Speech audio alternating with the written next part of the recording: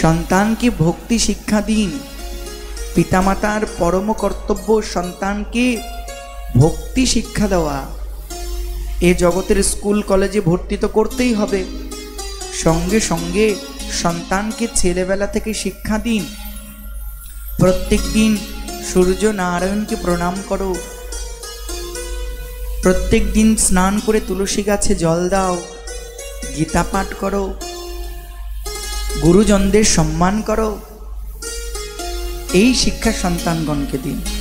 কারণ আপনি যে শিক্ষা সন্তানকে দেবেন, তার জীবনে আপনি যতই সম্পত্তি দিন, এ সম্পত্তি সে চিরদিন ধরে রাখতে পারবে না। কিন্তু পিতামাতার দেওয়ার যে সংস্কার, ওই সংস্কারই সন্তানের জীবনের একমাত্র পুঁজি, সম্পদ হয়ে যায়। মিলিয়ে দেখুন, কোনো একটা সময় সম্পত্তি চলে যায়, কিন্তু পিতামাতার দেওয়ার আদর্শ জীবন থেকে যায় না।